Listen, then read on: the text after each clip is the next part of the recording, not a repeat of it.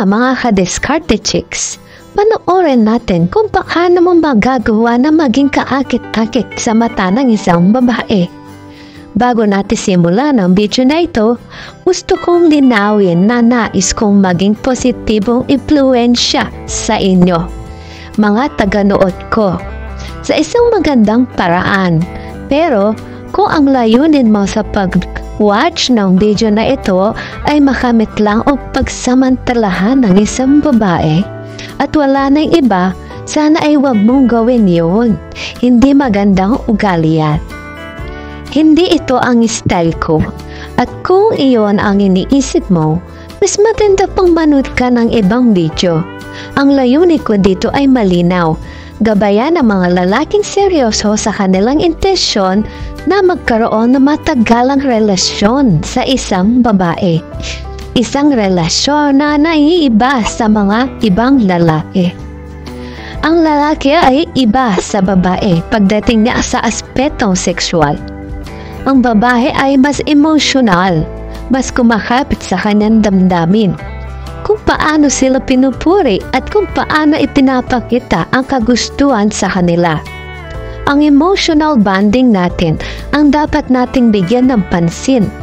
Ito ang pundasyon kung nais nating magustuhan pa rin tayo ng babae, lalo na sa konteksto ng sex, at ito ang mga pamamaraan kung paano ito magagawa. Number 1, kumpiyansa sa sarili. Hindi mo kailangan maging pinakamagaling o pinakamahusay para makuha ang puso ng isang babae. Ang kailangan mo lang ay magkaroon ng kumpiyansa sa sarili. Kapag meron ka nito, tiyak na maraming magkakagusto sa iyo. Number 2, respeto. Magkaroon ng kumpiyansa sa sarili pero huwag kalimutan ang respeto sa babae. Maaari mo itong gawin sa pamamagitan ng pag-unawa sa kanyang mga pananaw sa buhay. Pagtatanong ng mga personal at malalim na bagay at pagbibigay ng commitment sa kanya. Ang pagiging tapat sa kanya at pagpapakita ng respeto ay mahalaga. Number 3, maging kakaiba o be different. Ang babae ay mahilig sa sorpresa, kaya't maging kakaiba ka sa ibang lalaki.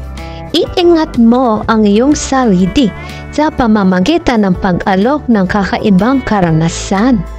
Huwag maging monotonous, magplano ng mga bagong ideya para sa mga date na magbibigay ng bagong experience sa inyong dalawa. Number 4, magkaroon ng matamis na lambingan o shared sweet moments of affection. Huwag maging sobrang malandi, pero magtaglay ng sexing kahalintulad ng pagiging marunong makipag-holding hand sa publiko, paghalik sa pisngi o sa labi, at pagpapakita ng landi sa isang disenteng paraan. Ang pagkakaroon ng matamis na lambingan ay nagbubuo ng attraction. Number 5, avoid being possessive o clingy. Huwag maging possessive o mapang-akit. Magbigay ng espasyo sa babae pero ipaalam na may oras ka rin para sa kanya.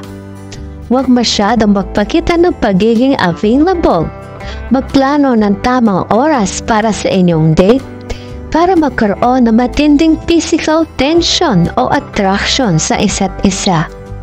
Number 6, make her long for you o gawing manabik sa iyo. Hayaan mong maging interesado siya sa iyo. Huwag maging laging available para sa kanya. Para iparamdam mo na may hinahanap-hanap siyang oras para sa iyo. Sa lahat ng ito, malaga na malinaw ang layunin ng inyong relasyon. Kung totoo nga bang gusto niya ng seryosong relasyon o hindi, at kung pareho kayo may parehong kahangarin, kaya't huwag kalimutang maging tapat at magbigay ng respeto.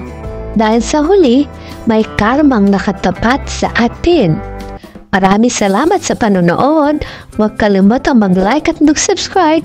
At pag-ipindot na rin ang down button para updated kayo sa mga susunod na videos ng Diskarte Chicks. Thank you!